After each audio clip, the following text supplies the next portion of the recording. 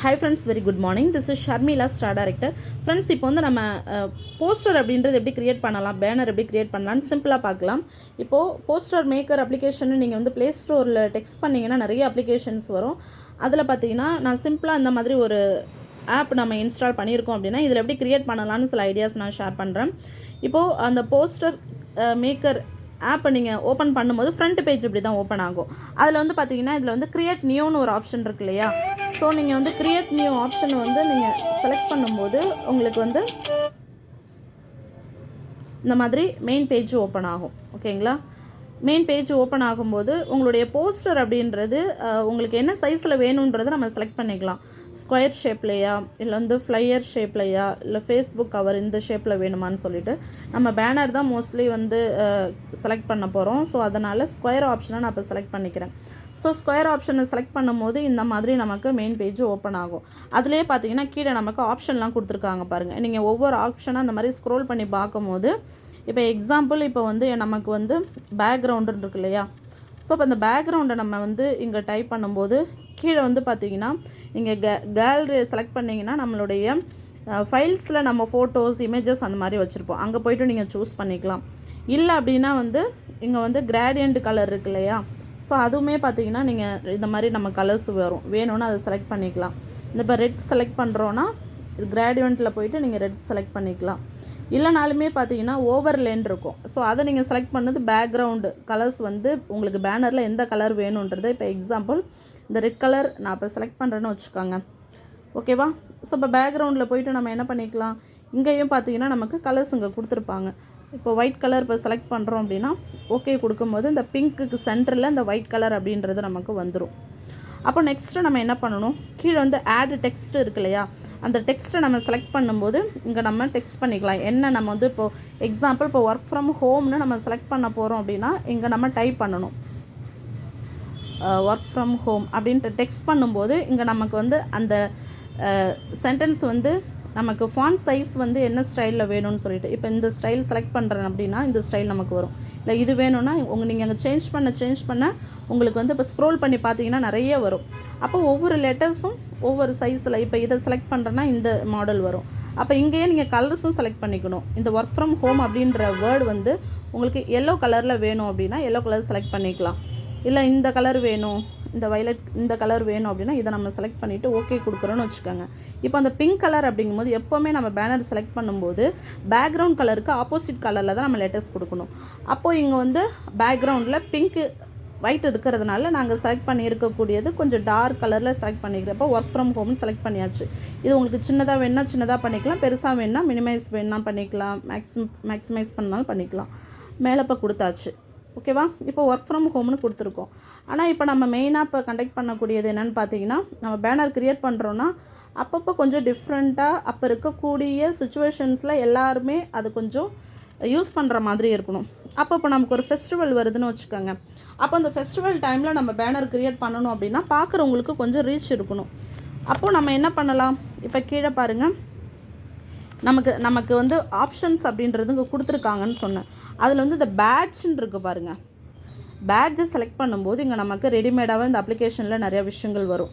அதில் வந்து இப்போ எக்ஸாம்பிள் நான் என்ன பண்ணுறேன் அப்படின்னா இப்போது இந்த ஃபெஸ்டிவலில் செலக்ட் பண்ணுறேன். ஃபெஸ்டிவல் செலக்ட் பண்ணும்போது இப்போ தீபாவளி வருதுன்னு வச்சுக்கோங்க. இப்போ தீபாவளி ரிலேட்டடாக சிம்பிள் இப்போ இது இருக்கு இல்லையா, இதை செலக்ட் பண்ணுறேன். இப்போங்க நமக்கு இந்த இமேஜில் வந்துடும். ஓகேவா? அதை நம்ம இப்படி பெருசுப்படுத்தணும், இல்லை சின்னதாக பண்ணணும், இல்லை எங்கே நீங்கள் இதை வைக்கணும்னு நினைக்கிறீங்களோ அங்கே அந்த மாதிரி நீங்கள் இங்கே வச்சுக்கலாம்.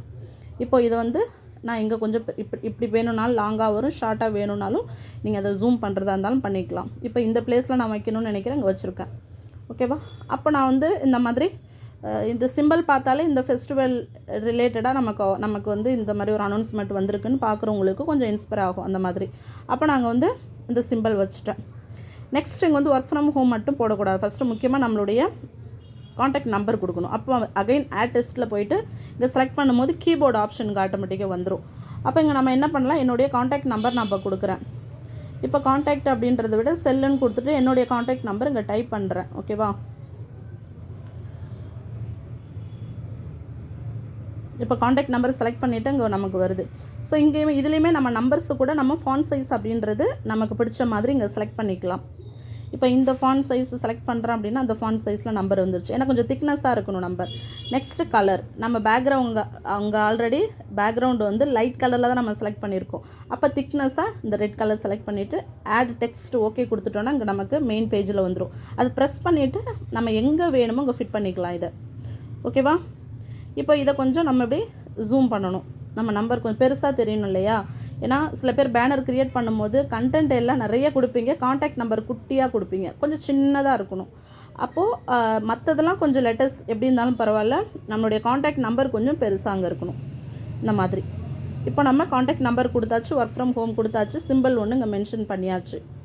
அடுத்தது இங்கே அடிஷ்னலாக கொடுக்குறது உங்களுடைய ஓன் சாய்ஸ். சிம்பிளாகவும் இருக்கணும், பார்க்குறதுக்கு இன்ஸ்பிரேஷனாகவும் இருக்கும். அப்போ நம்ம என்ன பண்ணலாம், நம்மளுடைய ஒர்க் ரிலேட்டடாக நம்ம க்ரியேட் பண்ணுறதுக்கு இப்போ பேசிக்காக நம்ம என்னென்ன கொடுப்போம், நோ சேல்ஸ், நோ இன்வெஸ்ட்மெண்ட், அதுவே டைப் பண்ணிடலாம். ஓகேங்களா? இப்போ நான் நோ சேல்ஸ் நான் கொடுத்துருக்கேன். நோ சேல்ஸ் கொடுத்துட்டு மறுபடியும் இந்த சிம்பிளை கிளிக் பண்ணும்போது செகண்ட் சென்டென்ஸ் இங்கே நம்ம செலக்ட் பண்ணிக்கலாம். No sales, next no investment, அடுத்தது ஃபஸ்ட் லெட்டர் கேபிட்டலில் எப்போவுமே இருக்கணும். No sales, no investment, no joining fees. So இது கொஞ்சம் இந்த பேனர் கொஞ்சம் பார்க்குறதுக்கு டிஃப்ரெண்ட்டாக இருக்கணுன்றதுனால சிம்பிளாக நம்ம அடுத்தது நம்ம என்ன பண்ணலாம், ஃபாண்ட் சைஸு கண்டிப்பாக செலக்ட் பண்ணணும். ஃபாண்ட் சைஸ் பார்க்குறதுக்கு கொஞ்சம் நீட்டாகவும் இருக்கணும், கொஞ்சம் அஃபிஷியலாகவும் இருக்கணும். அப்போ இந்த மாதிரி நம்ம செலக்ட் பண்ணிவிட்டு அப்போ என்ன பண்ணலாம், கலர்ஸ் நீங்கள் சேஞ்ச் பண்ணுறதா இருந்தாலும் பண்ணிக்கலாம். இப்போ இந்த சென்டரில் இந்த இது இருக்கு இல்லையா, அந்த இமேஜ் அந்த ஆப்ஷனை நீங்கள் கலருக்கு மேலே இருக்குது பாருங்கள், அந்த ஆப்ஷன் அப்படி கிளிக் பண்ணும்போது நீங்கள் செலக்ட் பண்ணி இருக்கக்கூடிய சென்டென்ஸ் வந்து உங்களுக்கு ரைட் சைடு வரணுமா, லெஃப்ட் சைடு வேணுமா, இது இப்படி செலக்ட் பண்ணிங்கன்னா லெஃப்ட் சைடு எல்லாம் வந்துடும். இதில் இருக்கிற மாதிரி இதை செலக்ட் பண்ணிங்கன்னா அங்கே வந்துடும் லெட்டர்ஸ், இதை செலக்ட் பண்ணால் அங்கே லெஃப்ட்டுக்கு வந்துடும். இப்போ நம்ம ரைட்டில் தான் நான் வைக்க போகிறேன். இல்லை சென்டரில் வேணும்னாலும் இதை வச்சுட்டு கலர் சென்டரை கிளிக் பண்ணும்போது சென்டராக வந்துடும். அப்போ டெக்ஸ்ட் கலர் அப்படிங்கும்போது இந்த 3 லெட்டர்ஸ் மட்டும் அங்கே இருக்கிற கலருக்கு ஆப்போசிட் அப்படிங்கும்போது ப்ளூ நல்லாயிருக்கும். அப்போ ப்ளூவை செலக்ட் பண்ணிவிட்டு ஆட் டெக்ஸ்ட் கொடுத்துட்டேன். இப்போ சென்டராக வந்துடுச்சு பாருங்கள்.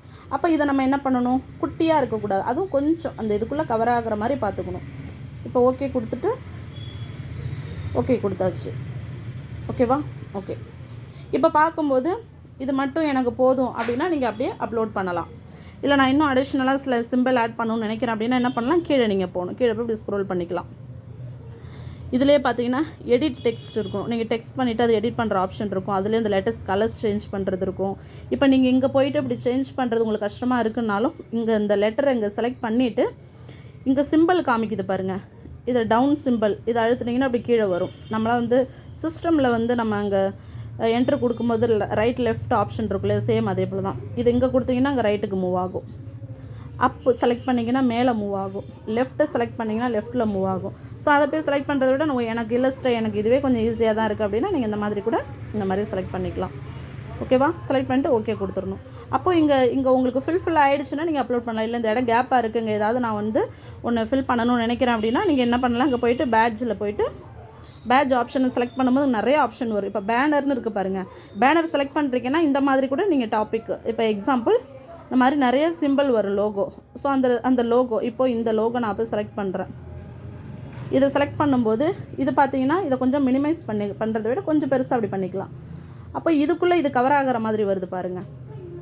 ஓகேவா? முக்கியமான விஷயத்த நாங்கள் கவர் பண்ணியிருக்கேன் அப்படின்ற மாதிரி இருக்குது. அப்போ இதையும் நம்ம என்ன பண்ணணும், உள்ளுக்குள்ளே இருக்கிறதையும் நம்ம செலக்ட் பண்ணி மூவ் பண்ணணும்.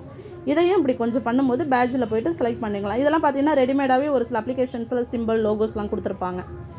ஓகேவா? இப்போ பார்க்கும்போது கொஞ்சம் ஓரளவு இது கொஞ்சம் டிஃப்ரெண்ட்டாக தெரியுது. இப்படி நீங்கள் அந்த மாதிரி டிஃப்ரெண்ட்டாக நீங்கள் பேனர்ஸ் க்ரியேட் பண்ணிவிட்டு இது இருக்குது பாருங்கள், இந்த ஆப்ஷன் கிளிக் பண்ணிங்கன்னா சேவ் ஆகிடலாம், ஸ்க்ரீன்ஷாட் கூட எடுத்துக்கலாம். அந்த மாதிரி நீங்கள் சிம்பிளாக பேனர் க்ரியேட் பண்ணி பேக்ரவுண்ட் கலர்ஸு நீங்கள் லெட்டர்ஸ் இங்கிலீஷ் தமிழில் செலக்ட் பண்ணுறது ஓகே கொடுத்துடணும். ஓகே கொடுத்தா தான் அங்கே உங்களுக்கு ஃபில் ஆகும். ஃபைனலாக அப்படி ஓகே கொடுத்துடணும். ஸோ இந்த மாதிரி கூட சிம்பிளாக க்ரியேட் பண்ணலாம். இதில் டவுட்னா கேளுங்க. தேங்க்யூ. Wish you well.